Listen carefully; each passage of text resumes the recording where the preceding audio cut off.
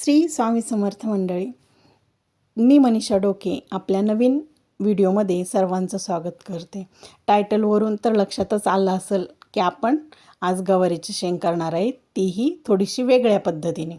तर मी त्यासाठी इथं काय केलेलं आहे, कवळ्यालच अशा ह्या गावरान गवारीच्या शेंगा घेतलेल्या आहेत.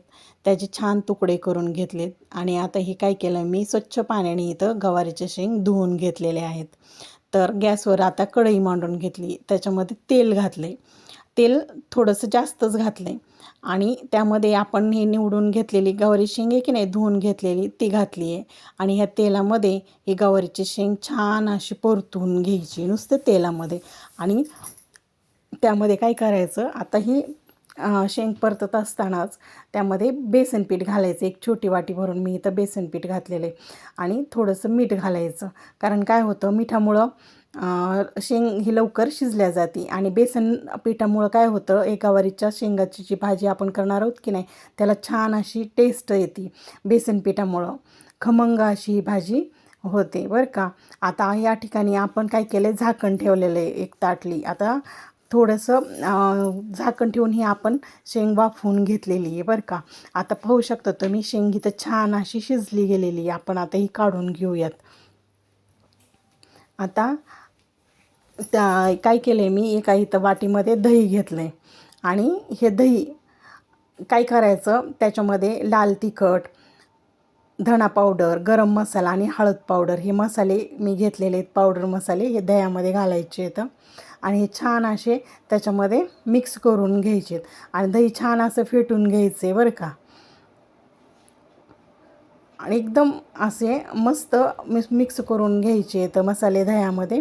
आता इथं आपले मसाले दह्यामध्ये मिक्स करून झालेले आहेत. आता मी गॅसवर पुन्हा कढई मांडून घेतली आहे आणि त्याच्यामध्ये मी तेल घातले. आता इथं तेल घालताना मात्र आपल्याला जेवढं फोडणीपुरतं लागणार आहे की नाही, तेवढंच तेल घालायचं आहे बरं का. आणि त्यामध्ये आता मोहरी जिरी घालायची आहे आणि जिरी मोहरी छान तडतडल्याच्या नंतर त्यामध्ये काय करायचं आहे, आपण ठेचून घेतलेला लसूण घालायचं आहे. लसूण मी ओबडधोबड असा खलबत्त्यामध्ये ठेचून घेतलेला आहे, तो घातला आहे बरं का. आणि आता इथं लसणाला छान असा तांबूस रंगावर झाला की त्यामध्ये काय करायचं, बारीक चिरून घेतलेला कांदा घालायचा आणि नंतर 2 हिरव्या मिरच्यांचे मी इथं तुकडे करून घेतले होते, तेही घातलेत.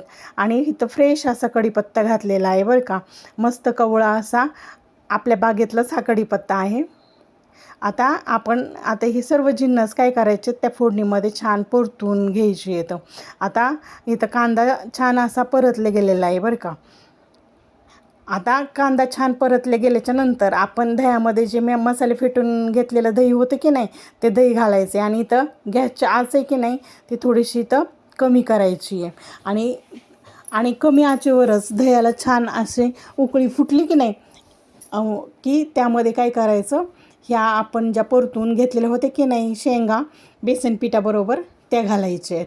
आणि शेंग ही अगोदरच छान अशी शिजलेली होती, त्याच्यामुळं जास्त वेळ शिजवायची गरज नाही आहे. आणि इथं मात्र आता बेताणीच मीठ टाकायचे, कारण शेंगा शिजतानाही आपण काय केलेलं होतं, मीठ घातलेलं होतं. या ठिकाणी आपली दही घालून आणि बेसन पीठ घालून अशी शेंगाची भाजी तयार आहे. ही चपातीबरोबर भाकरीसोबत आपण खाऊ शकतो. तर अशा पद्धतीची वेगळ्या पद्धतीची गवारीची शेंगाची भाजी तुम्ही पण करून पहा आणि कशी झाली हे मला कमेंटमध्ये सांगा. आणि माझा जर हा व्हिडिओ आवडला असेल तर बऱ्याच जणांना शेअर करा आणि आपल्या चॅनलला सबस्क्राईब करा. बाय.